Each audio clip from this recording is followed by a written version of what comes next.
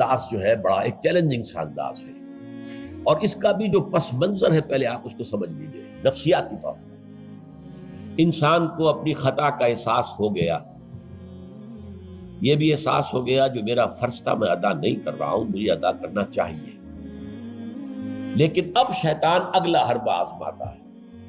دیکھو ابھی فلاں کام پڑا ہے، ابھی فلاں کام ہے، ابھی بیٹیوں کے ہاتھ گیلے کرنے ہیں، ابھی یہ کرنا ہے، ابھی بچے تمہارے چھوٹے ہیں، ابھی تمہارے بیٹوں کی تعلیم کا مرحلہ ہے، میاں ہو جانا ٹھیک، بعد میں سارے تقاضے مطالبے پورے کر لینا، پہلے یہ ذمہ داریاں تو پوری کرو۔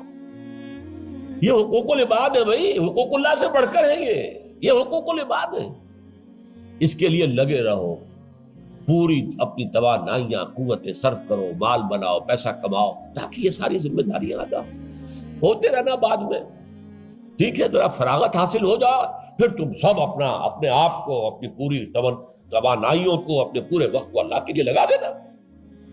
یہ ہے تاخیر اور تعویق، اس کا حربہ شیطان کا، یہ سب سے بڑا۔ کر لیں گے بھائی، کر لیں گے، کوئی نہیں، ابھی ذرا جلدی نہیں، ابھی فلاں کام ہے، فلاں فرائض ہے، فلاں ذمہ داریاں ہیں، ذرا ان سے نمٹ لوں، پر اگر میں ریٹائر ہو جاؤں سروس سے تو پھر میں سارا اپنے آپ کو لگا دوں گا۔ وہ ریٹائرمنٹ کرتے ہیں اس وقت جب آپ کے اندر رہتا ہی کچھ نہیں، اگر آپ کے اندر کچھ رہ جائے تو وہ چھوڑیں گے آپ کو، وہ ساری توانائیاں تو گئی ہیں، اب تو آپ کھوکھلا ایک ڈھانچہ لیے پھر رہے ہیں، آپ کے اندر صلاحیت اور قوت کہاں ہے اب؟ لہٰذا یہ سارے دھوکے شیطان کے ہیں۔ اس میں ایک چیلنجنگ انداز میں علم یعنی وقت آیا نہیں ہے ابھی اہل ایمان کے لیے، کس چیز کا انتظار کر رہا ہے؟ جو جیسے ہی خیال ہو جائے کہ واقعی یہ فرض ہے، فوراً لبیک کہو۔ تم نے اگر کسی بھی پہلو سے تاخیر اور تعویق کا راستہ اختیار کیا تو یہ شیطان کے پھندے میں گرفتار ہونے کا وہ راستہ ہے اصل میں۔ وہ شیطان پھر چھوڑے گا نہیں، پھر وہ اسے آپ کو اپنے فتراک کا نخچیر بنا لے گا، اپنے تھیلے میں شکار کی حیثیت سے، جیسے کہ آپ تیتر بار کے تھیلے میں ڈال لیتے ہیں شکار کر کے، اس کے فتراک کے نخچیر بن کر رہ جاؤ گے، پھر آگے نکل نہیں سکو گے۔ یہ تاخیر اور تعویق جو ہے، یہی ہوا تھا غزوہ تبوک میں۔ حضرت کعب ابن مالک رضی اللہ تعالیٰ عنہ نے، وہ بھی ان 3 صحابہ میں سے تھے جو سچے صادق الایمان صحابہ تھے، لیکن غزوہ تبوک میں نہیں گئے۔ حضور نے واپس آ کے جو لوگ نہیں گئے تھے ان سے جواب طلبی کی، لہذا منافقین تو آئے، اللہ کی قسم ہے، خدا کی قسم ہے، یا رسول اللہ میں اللہ کو گواہ کر کے کہتا ہوں یہ تھا، یہ تھا، یہ تھا، یہ سبب تھا، میں نہیں جا سکتا۔ حضور فرماتے تھے مسکراتے، اچھا جائیے تشریف لے جاؤ، کوئی پکڑ نہیں۔ یہ آئے جب کعب ابن مالک تو حضور کے چہرے پر مسکراہٹ تھی، تنزیہ مسکراہٹ۔ آپ فرمائیے آپ کیوں نہیں گئے؟ کیوں نہیں گئے تھے ہمارے ساتھ؟ عرض کیا حضور میرے پاس بھی زبان ہے، میں بھی جھوٹ بول سکتا ہوں، لیکن آج میں جھوٹ بول کر آپ کی گرفت سے، آپ کی سرزنش سے اپنے آپ کو بچا لوں گا، لیکن قیامت میں کیا کروں؟ خدا کی قسم جتنا صحت مند میں اس زمانے میں تھا اتنا صحت مند کبھی نہیں رہا، یعنی کوئی بیماری مجھے آج نہیں لاحق نہیں تھی، اور جتنا فارغ البال میں اس زمانے میں تھا، ہر چیز میرے پاس تھی، اتنا فارغ البال میں کبھی نہیں رہا۔ لیکن حضور میرے نفس نے مجھے پٹی پڑھائی کہ حضور تو جائیں گے نا 30,000 کا لشکر لے کر، اس کی تو ایک خاص رفتار ہوتی ہے، تیز رفتاری سے تو نہیں جا سکتا، اور تمہارے پاس ہے بڑی مضبوط تکڑی اونٹنی ہے، تمہاری جو ناقہ ہے تمہاری وہ تو بہت جو ہے قوت والی ہے، لہذا ابھی 2-3 دن چلنے دو لشکر کو، پھر تیزی کے ساتھ دوڑا کر اپنی اونٹنی کو جا کے مل جانا۔ ہر روز صبح مجھے یہی نفس جو ہے پٹی پڑھاتا رہا کہ اچانک ایک دن میں نے محسوس کیا کہ اب تو چاہے میں کتنا ہی تیز دوڑ لوں آپ کے ساتھ نہیں مل سکتا، بس میں رہ گیا بیٹھ، اب جو صدا دوں۔ یہ ہے تاخیر اور تعویق۔ انہیں سزا دی گئی، مقاطعہ، کوئی شخص اس سے بات نہ کرے۔ 3 صحابہ کا معاملہ ہے، یہ سورہ توبہ کے اندر تفصیل سے آیا ہے، اور صحیح بخاری کی طویل ترین احادیث میں سے پڑھنے کے قابل ہے کہ انہوں نے کیسے بیان کیا اپنے پورے معاملے کو، یہ نفس کیسے دھوکہ دیتا ہے۔ ابھی چند دن اور مدینے کے اندر اپنے نخلستان کی ٹھنڈی چھاؤں کے اندر آرام کر لو چند دن اور. بھائی جانا ہے، بہت دور جانا ہے، تبوک جانا ہے، کوئی یہ 2 دن میں تو نہیں پہنچ جائیں گے حضور. پھر دوڑ کر پکڑ لینا، ساتھ چل مل جانا. یہ دھوکہ شیطان کا، یہ دھوکہ نفس کا. یہ ہے الم یأن للذین آمنوا ان تخشع قلوبہم لذکر اللہ وما نزل من الحق. یہ سب کچھ تم نے 15 آیتیں اگر سورہ حدید کی پڑھ کر بھی تم نے اپنی گردن نیچے کر کے اپنے دل کو نہیں ٹٹولا تو اور کون سی ہدایت آئے گی، کہاں سے آئے گی؟ 15 آیتیں سورہ حدید کی پڑھ کر بھی. تو کیا ابھی وقت نہیں آیا اہل ایمان کے لیے؟ کس کا انتظار ہے؟ کس چیز کا انتظار ہے؟ الم یعن للذین آمنوا ان تخشع قلوبہم لذکر اللہ وما نزل من الحق. کیا وقت آ نہیں گیا اہل ایمان کے لیے کہ ان کے دل جھک جائیں اللہ کی یاد میں، اور جو کچھ حق میں سے نازل ہوا، ما نزل من الحق، یہ پورا قرآن الحق، اس میں سے جو یہ آیات نازل ہوئی ہیں یہ تم نے ابھی سن لی ہے، پڑھ لی ہے، اس کے سامنے بھی دل نہیں جھکیں گے تو کب جھکیں گے؟ اس پر بھی اگر دل نہیں پگھلے تو کب پگھلیں گے؟ اس پر بھی اگر دل میں کوئی عزم اور ارادہ پیدا نہ ہوا کہ اپنی جان لگا دینی ہے، کھپا دینی ہے، ان صلاتی و نسکی و محیایا و مماتی للہ رب العالمین، اس پر بھی نہیں ہوا تو کب ہوگا؟ اور کون سی ہدایت آئے گی؟ فَبِأَيِّ حَدِيثٍ بَعْدَهُ يُؤْمِنُونَ، اس قرآن کے بعد اور کون سی چیز کے یہ منتظر ہیں جس پر یہ ایمان لائیں گے؟ الم یعن للذین آمنوا ان تخشع قلوبہم لذکر اللہ وما نزل من الحق. اور جیسا کہ میں نے تمہیدی جو میرا بیان تھا ان صورتوں کے بارے میں، اس میں عرض کیا تھا ان میں اہل کتاب سے خطاب نہیں ہے، اہل کتاب کو نشان عبرت کے طور پر پیش کیا گیا. دیکھو مسلمانوں، تم سے پہلے بھی ایک امت تھی، معمولی امت نہیں تھی. وہ امت جسے قرآن سند دے رہا ہے 2 دفعہ سورہ بقرہ کے اندر صرف، یا بنی اسرائیل اذکروا نعمتی التی انعمت علیکم وانی فضلتکم علی العالمین. اے بنی اسرائیل، یاد کرو میرے اس احسان کو جو تم پر ہوا، میں نے تمہیں تمام جہان والوں پر فضیلت دی تھی. وہ قوم، وہ امت، امت موسیٰ، اس امت کو کتنی کتابیں دی گئی؟ تورات انہیں دی گئی، زبور انہیں دی گئی، انجیل انہیں دی گئی. امت تو ایک ہی ہے. یہ حضرت مریم اسرائیلی نہیں تھی کیا؟ تو چاہے باپ حضرت عیسیٰ کا کوئی نہیں ہے لیکن وہ حضرت مریم کے بیٹے ہیں، اسرائیلی. یہ اسرائیلی نبوت ہے جو چلی آ رہی ہے. حضرت موسیٰ اور ہارون سے شروع ہوئی ہے 1400 برس قبل، اور حضرت عیسیٰ اور یحییٰ پر آ کر ختم ہوئی ہے. یہ سلسلہ نبوت کا سینکڑوں نبی آ گئے 1400 برس میں. تو آپ اندازہ کیجئے اتنی بڑی امت، لیکن اس کا حال کیا ہوا؟ وَلَا يَكُونُوا، دیکھو نہ ہو جائیں یہ اہل ایمان بھی كَالَّذِينَ أُوتُوا الْكِتَابَ مِن قَبْلُ، ان لوگوں کے مانند جن کو کہ کتاب دی گئی تھی ان سے پہلے. فَطَالَ عَلَيْهِمُ الْأَمَدُ، تو جب ان پر ایک طویل مدت گزر گئی، فَقَسَتْ قُلُوبُهُمْ، تو ان کے دل سخت ہو گئے. اس کا نقشہ کھینچا گیا ہے سورہ بقرہ میں. ثُمَّ قَسَتْ قُلُوبُكُمْ فَهِيَ كَالْحِجَارَةِ او اشد قسوہ. دیکھو اے بنی اسرائیل، اے یہودیوں، اس کے بعد تمہارے دل سخت ہوتے چلے گئے. بدکاری سے، غلط کاری سے، دنیا پرستی سے، شہوت رانی سے، زر پرستی سے دل سخت ہوتے چلے جاتے ہیں. حضور نے فرمایا جب انسان ایک گناہ کرتا ہے دل کے اوپر ایک داغ پڑتا ہے. اگر توبہ کرے گا تو صاف ہو جائے گا، توبہ نہیں کرے گا پھر گناہ کرے گا، پھر داغ پڑے گا، پھر پڑے گا، پھر داغ پڑے گا، پھر یہاں تک کہ پورا دل سیاہ ہو جاتا ہے. اور حضور نے اپنی مٹھی بند کر کے کہا ایسے ہو جاتا ہے، اب اس میں کوئی ہدایت داخل نہیں ہو سکتی، بند ہو گئی. اور جب یہ تھیلی بند ہوئی پھر اللہ کی مہر لگ گئی. ختم اللہ علی قلوبہم وعلی سمعہم طبع اللہ علی قلوبہم، اللہ نے مہر لگا دی ان کے دلوں کے اوپر. یہ مرحلہ آتا ہے کہ جب کہ فرمایا اب تمہارے دل پتھروں کے مانند، بلکہ او اشد قسوہ، پتھروں سے بھی زیادہ.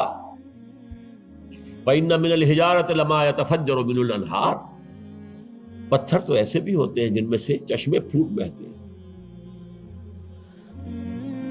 وإن منها لما يشقق فيخرج منه الماء، چٹانوں میں ایسی بھی ہوتی ہیں شق ہو جاتی ہے، ان میں سے پانی نکل آتا ہے۔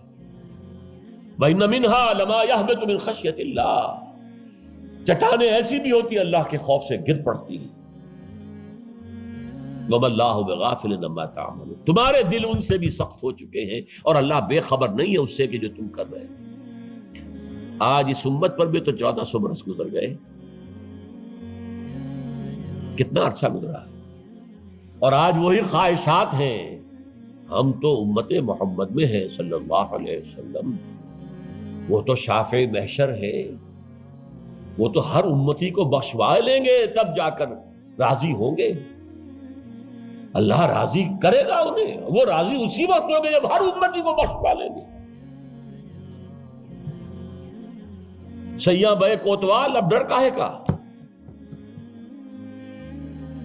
جب ہمارے سیاں ہمارے شوہر کہہ لے کوتوال بن گئے تو مجھے کس کا ڈر ہے؟ کوتوال ہی کا ڈر ہوتا ہے نا کہ وہ پکڑے گا۔ سیاں بے کوتوال، اب ڈر کاہے کا؟ یہ ہے وہ چیز، امانی، دل کا امانی ہو، سیغفر لنا، ہمیں تو بخش دیا جائے گا، ہماری تو شفاعت ہو جائے گی۔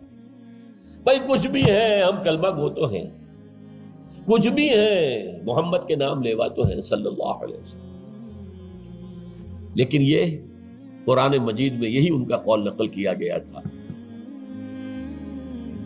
یہود نے کہا تھا نحن ابناء اللہ واحباؤہ، ہم تو اللہ کے بیٹوں کے مانند ہیں، اس کے بڑے چہیتے ہیں۔ تو اللہ نے کیا جواب دیا؟ فَلِمَ يُعَذِّبُكُم بِذُنُوبِكُم، پھر اللہ تمہیں سزائیں کیوں دیتا رہا ہے؟ یہ نبوکدنضر کے ہاتھوں تمہیں کیوں پٹوایا؟ ہیکل سلیمانی کیوں برباد کروایا؟ یہ تم 100 برس تک اسیری میں رہے، بیبیلونیا میں، بابل میں، عراق میں، کیوں؟ تمہارا دوسرا جو تھا ہیکل بنایا تم نے، وہ بھی سن 70 میں گروا دیا ٹائٹس کے ہاتھوں۔ 1,33,000 ایک دن میں قتل کیے اس نے، ٹائٹس نے 1,33,000 یہودی یروشلم کے اندر ایک دن میں قتل کیے، اندازہ کیے۔ پچھلی صدی میں 60 لاکھ یہودی جرمنوں نے ختم کیے، 6 ملین، اور ان کو اب بھی یہی کر رہا ہے، we are the chosen people of the Lord, ہم تو اللہ کے پسندیدہ بندے ہیں۔ یہی حال اس امت کا ہے۔ ہسپانیہ سے ایسے نکالے گئے کہ ایک بچہ تک نہیں بچا، تاتاریوں کے ہاتھوں کروڑ قتل ہوئے۔ یہ سب کچھ تمہارے ساتھ ہوا کہ نہیں؟ کروسیڈرز کے ہاتھوں تمہاری پٹائی کم ہوئی تھی؟ 88 برس تک بیت المقدس عیسائیوں کے قبضے میں رہا تھا کہ نہیں؟ تو غور کیجئے، دلوں کو نرم کیجئے، اور دلوں کو نرم کرنے کا ذریعہ بھی قرآن ہے۔ یا ایھا الناس قد جاءتکم موعظۃ من ربکم، موعظہ، واعظ کہتے ہیں اس کو جو دل کو نرم کرے، اس میں رقت پیدا کر دے۔ رقیق کہتے ہیں پتلی شے کو، رقیق مادہ، رقیق مادہ، دل سخت ہو جائے اسے نرم کرنے کی ضرورت ہے، اس کے لیے واعظ بھی سب سے بڑا قرآن۔ الم یان للذین آمنوا ان تخشع قلوبهم لذکر اللہ وما نزل من الحق ولا يكونوا كالذین اوتوا الکتاب من قبل، تمہارے سامنے موجود ہے۔ فطال علیہم الامد، پھر ان پر ایک مدت جب گزر گئی، فقست قلوبهم، تو ان کے دل سخت ہو۔ البتہ یہاں ایک واقعہ میں اور عرض کر دوں، ایک دل کی سختی وہ تھی جو یہودیوں کی ہو گئی تھی، یا ہم میں سے بھی بہت سو کی ہو چکی ہے، لیکن ایک اور دل کی سختی بھی ہوتی ہے، وہ اپنے احساس کی شدت کی بنا پر۔ یہ معاملہ حضرت ابوبکر کے ساتھ پیش آیا رضی اللہ تعالی عنہ۔ ان کے عہد خلافت میں ایک وفد آیا باہر سے، انہیں جب قرآن کی آیات سنائی گئی تو ان کی آنکھوں سے آنسو بہہ نکلے۔ حضرت ابوبکر نے فرمایا ھٰکذا کُنّا حتیٰ قست القلوب، ایسے ہی ہم بھی ہوتے تھے، قرآن سنتے ہی، قرآن پڑھتے ہوئے ہمارے آنکھوں سے آنسو جاری ہو جایا کرتے، یہاں تک کہ ہمارے دل سخت ہو گئے۔ معاذ اللہ، معاذ اللہ، یہ شدت احساس ہے۔ یقیناً یہ ہوتا ہے جب آدمی عادی ہو جاتا ہے تو وہ کیفیت نہیں رہتی۔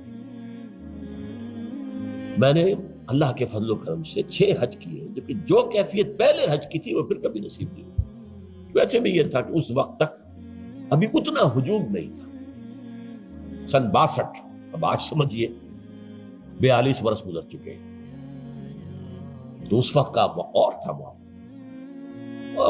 اب جو ہے وہ ہجوم جو ہے وہ اس میں کبھی انسان کو وہ اپنے اندر جھانکنے کا، کہیں تنہائی میں بیٹھ کر یاد کرنے کا موقع نہیں ملتا، لیکن وہ تھا۔ لیکن ویسے بھی بات یہ ہے کہ ایک آدمی، اب جو لوگ وہاں رہتے ہیں مکے میں رہنے والے، ان میں سے اکثر کو ہم دیکھتے ہیں وہ خانہ کعبہ کا، اس اصل چوکور گھر کا بھی کوئی ادب نہیں کرتے، وہ تو ہر وقت ان کی نگاہوں کے سامنے عادی ہو گئے۔ تو ایک شکل یہ ہوتی ہے کہ جو ایک تعامل کثرت کے ساتھ جب ایک بات ہو رہی ہو تو پھر اس کی وہ تاثیر نہیں رہتی۔ تو فرمایا فقست قلوب، حضرت ابو بکر کا بھی وہ احساس کی شدت جو تھی، جیسے حضور نے فرمایا انہ لیغان علی قلبی، میرے دل پر بھی کبھی کبھی حجاب سا طاری ہو جاتا ہے، معاذ اللہ۔ کیسا حجاب؟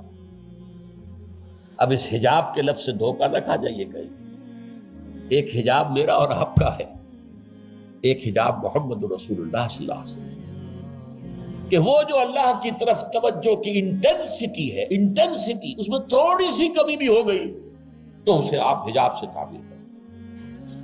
ہمیں تو وہ کیفیت ہی میسر نہیں ہو سکتی، لیکن اس انٹینسٹی کے اندر، یہ لفظ انٹینسٹی انگریزی کا بار بار بول رہا ہوں، اس کی شدت، لیکن شدت کے لفظ کے اندر جو ہے وہ اتنا مفہوم نہیں آتا جتنا انٹینسٹی کے لفظ میں۔